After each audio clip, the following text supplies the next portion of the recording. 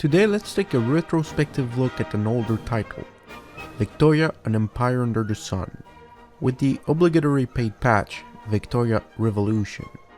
Often slang as Ricky for short, the initial game was released in 2003 with the expansion hitting the shelves in 2006. It was Paradox's first take onto the industrialization period, and since we all know the second title in the series is the greatest game ever, I wanted to take a deeper look at where it all started from. As a disclaimer, I feel it is important to say that while I spent countless hours on the successor, I have never played Victorian Empire Under the Sun prior to my playthrough for this video.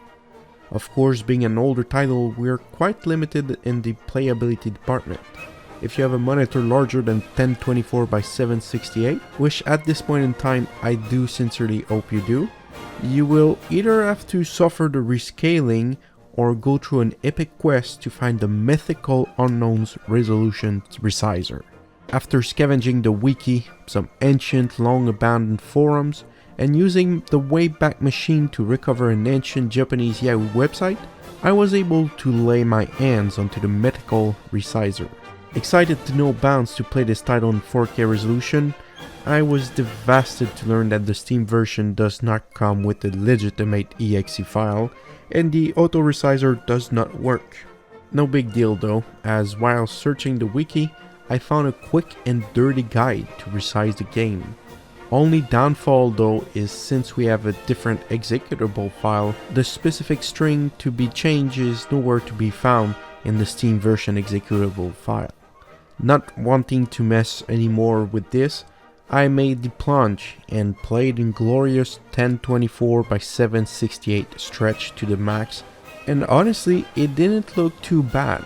The GUI was very usable and the visual artifacts were limited to an epileptic causing strobe effect during loadings, which for obvious reasons I will not show to you here, but be warned if you're at risk. And here I present you Victoria, an Empire Under the Sun.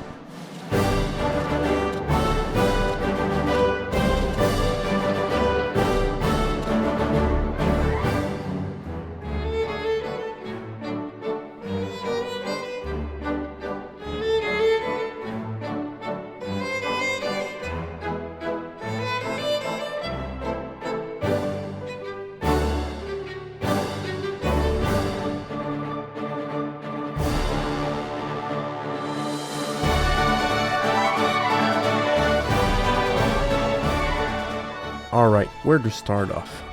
First, let's stray out from my habitual path and talk about the elephant in the room.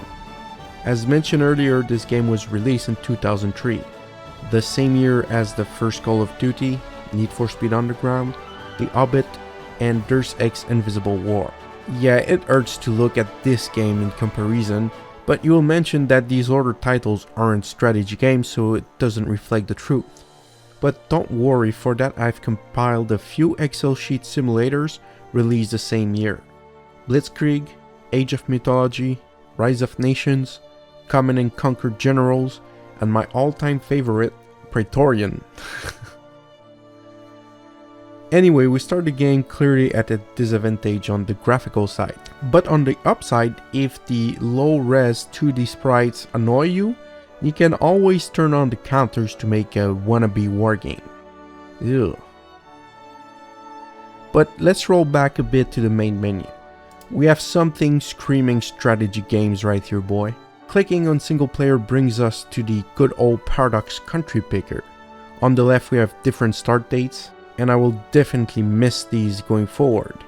But nevertheless, we have a grand campaign starting in 1836, a second start date at the start of the American Civil War in 1861, a third date at the start of the colonization of Africa in 1881, and a final start date in 1914 for obvious reasons.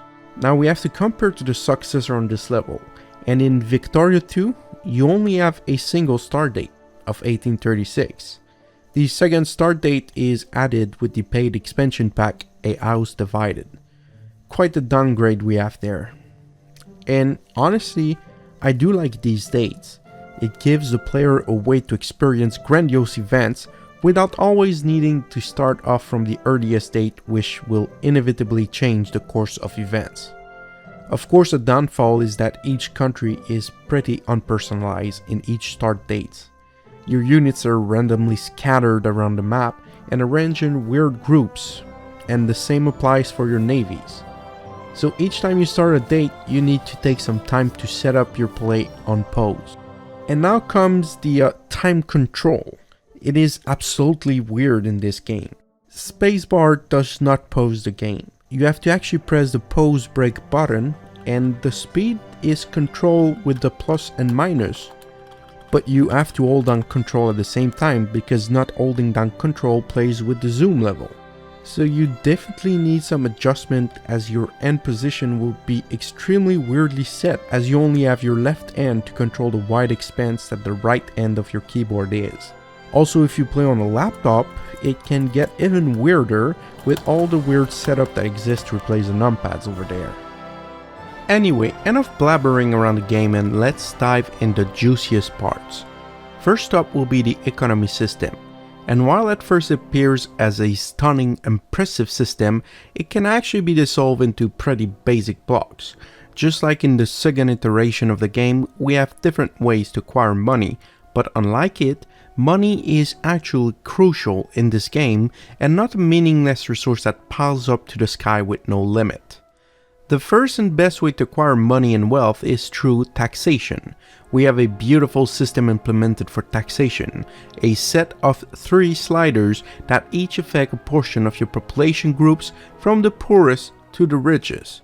Increasing taxation will create unrest in these population groups, while lowering them will allow the pops to accumulate money to acquire the goods they need to survive, and then pile some more money on the side to allow them to either go up the social scale or allow the already rich and wealthy to drop some of their hard-earned cash into upgrading your country's industries and infrastructure. You also have a budget window allowing you to set an amount of money to the education, to fighting crime, and general spending policies for your armies. And finally, we have a magical make money appear slider called tariffs. Managing properly your money is critical to ensure a constant flow, allowing you to develop the rest of your economy and military. A core part of your economy will be the factories. While some political stances allow your population to build and upgrade the factories, other stances allow you to manage that stuff yourself. Creating the proper factories depending on your current stockpile goods and expected outputs is more easily done by yourself, as long as your country is relatively small. Once you make a lot of expansion, it might be easier to delegate this to your pops, as the interface is generally clumsy and cumbersome to use efficiently, requiring you to make 1,000 clicks just to go through and upgrade your entire nation. But we do have a ledger that grants a good overview of your factory autism. Next, we have the infrastructure to talk about. Just like in Vicky 2, we have the railroads that need to be built all over the place. We have a similar system that is in place, except we do not have a quick and easy way to deploy them, making it simply more annoying to lay down tracks. Something that we have in Victoria 1 that was missing afterward is the Rgo Expansion. It is possible to expand your Rgo, allowing more of your population to slave away in gold mines. And the population aspect is managed very differently in this title. Here we have multiple large uniform groups in each province. These groups move and react as entire unique blocks, which can lead to strange and unfortunate events. For example, a block of 10,000 craftsmen assigned to a factory will take the same room as a 50,000 large block, while outputting only 1/5 of the output. These blocks can grow and shrink in size and merge and split autonomously with the help of certain arbitrary set criteria, but generally speaking, each block represents a population group of a single culture, faith, and vocation. What is interesting is that it is possible to invest some resource and money to promote and demote full blocks at will. This is unlike Victoria 2, where you had a more organic growth of groups and much more variety in these groups. In Vicky 1, the way the population is handled by the game engine is easier to understand, but it does make the population feel less unique and much more homogenized. so much that it becomes bland to analyze for more than a few minutes at a time. Colonization is a bit simple in this title. When you have the proper text research, you are allowed to start building colonies, requiring direct investment of capitals and goods in specific regions. Once you have tied up a majority of a region with your own settlements, you can colonize it, and it becomes an almost regular state in your empire, with the exception that you cannot build factories or train regular troops in it. Overall, it feels less like a fulfilling experience than with the second game, but that might just be attributable to my unwillingness to actually invest in this system. Politics played a great role in the 19th century, and Vicky 1 is not spared. You can have different types of rules, from absolute monarchy to democracy, while going by fascism and communism. The system in the second installment is so similar that I feel unnecessary to even explain much about this one, given that if you are still paying attention to this video at this point, you've probably already played either one of them. The game offers technologies just like in Victoria 2. In fact, I was surprised looking at the tech tree because it is a simply copy-paste that was done for the sequel.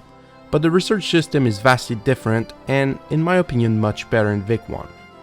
To start off, you can choose your school of thought, from generalized to military industrial complex and other stuff, but rather than simply increasing the research speed, we have different mechanisms applied. Whenever you are ready to research a new technology, you are offered 5 different choices. With a standard layout, you will get one from each of military, navy, industrial, economic, and philosophy.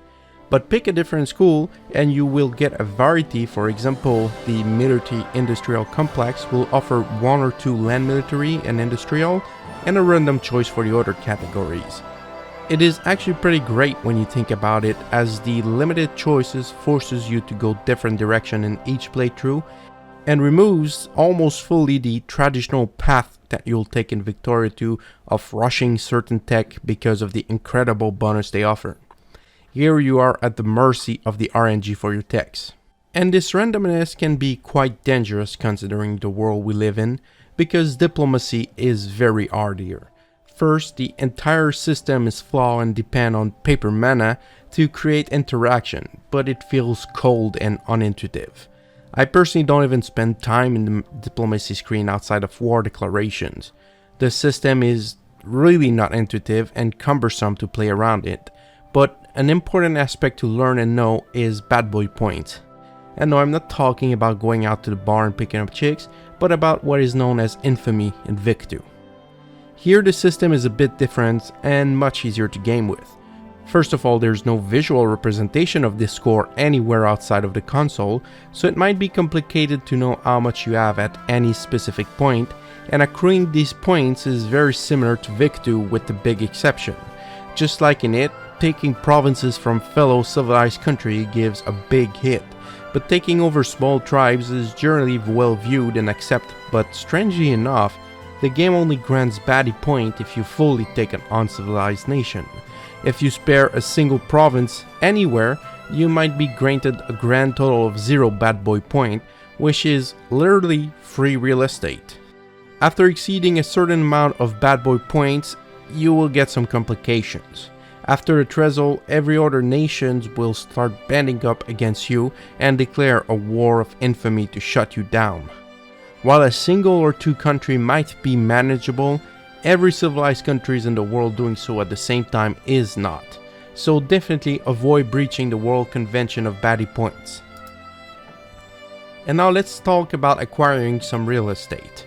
We have to spike into the military aspect of this game. Very similar to Vic 2, but it's a bit more nuanced.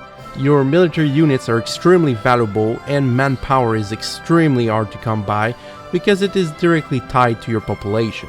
A massive battle causing hundreds of thousands of casualties will cause that many pups to die off forever, effectively altering your manpower but also your entire economy by unbalancing the demand your pups was creating, and if you dared mobilize your reserve, you will have an even larger impact on losses by directly affecting your factories and Rgo with temporarily reduced workers, and then permanently reduce workers from the casualties in these troops. This makes huge wars extremely dangerous for every nation bar Russia and China, and a small nation can only take a single beating before being permanently outclassed, making every conflict a possible high-stake one. Thus why almost every nation will prefer to engage in colonial wars while rolling in the European concert. But war will still happen, and managing a war is kinda nice here.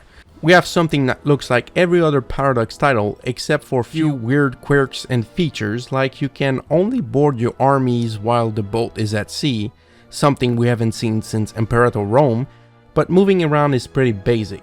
The only great appreciable trait is that you can actually put your manpower directly into the field with a simple mouse click. Yep, a single mouse click and your army goes from unreinforced to full strength. If you have the required manpower in store, of course. It sounds a bit weird, but at the same time the military slider actually affects the amount of troops in your army. Yeah, you heard that right.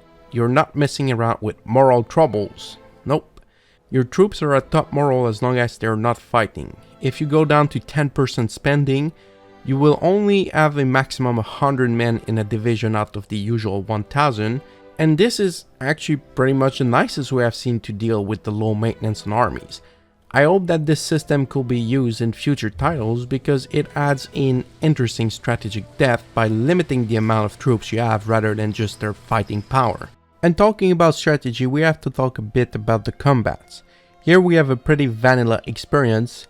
You and your army stacks up your troops in the province and they ditch out a combat over a few weeks or months, and outside of generic river crossings, mountain passes and forts, everything is up to the general unlock. Then you can occupy the enemy provinces until you reach your desired war score and establish a peace, in a similar way to the successor game. The AI in Victoria 1 is actually pretty decent. I'm not sure if it is rubber banding mechanics or simply my inefficiency at play, but I felt really challenged by similar sized nations, and engaging in wars with huge empires felt like a great challenge. But an even greater challenge will be the rebellions, the constant flow of them that pop up all over the place, so much so that it becomes tedious to play after a while due to the constant attention required to put them down. But hey, at least I guess I'm lucky I'm not playing China. Now let's talk about the music, because yeah, you may be wondering what's going on with the background for this one video. It's weird, but actually the music is not copyright free, or at least attributable to Paradox, so if I play it here, then Back will earn every single penny from this review, which I find kinda insulting. So to remedy this and to let you enjoy the original beat that is in the game, I will actually do a personal interpretation of a few great pieces. Hope you enjoy.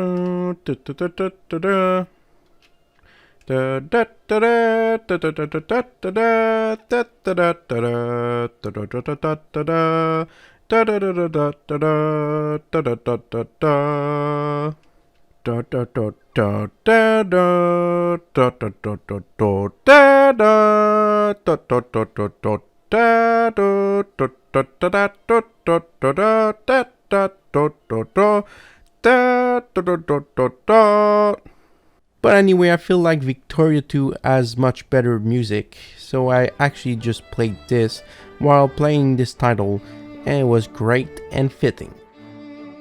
The game does have some funny bugs and glitches. Multiple times I look at the message logs to see this. The leader of Austria died, so Austria speaks Hungarian. I have no idea what is the importance or relevance of this statement, but there is another funny glitch that gave me a good laugh. So, where is Dresden? Looks like it was erased from history a bit too soon, Paradox. but disregarding the small bugs, the game is pretty solid. Victoria, An Empire Under the Sun and its expansion Revolutions are both pretty solid games, but they didn't age too well. At first glance it seems like extraordinarily complicated, like any good Paradox title, but with a little bit of familiarity it becomes an understandable game to play. While I had some enjoyment, I just can't at this point recommend it to anyone who is not already acquainted with it. It is so similar and different to modern titles, it almost appears as an uncanny copy of Victoria 2. So yeah, in my opinion, you might just as well boot up the second title and go have some fun with much more refined mechanism and generally more pleasing graphics to stare at. But still, I think we could learn a thing or two from Vicky 1 and not just discard it all. For example, the complete and full lack of mana and extreme importance of pops, money and sliders could be a great starting point for a third title. And also let's throw in a great ledger in this hypothetical Victoria 3 and we might just have a decent platform for a future DLC spam.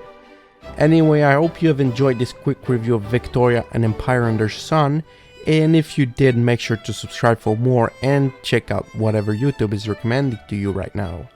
Thanks for watching and see you next time.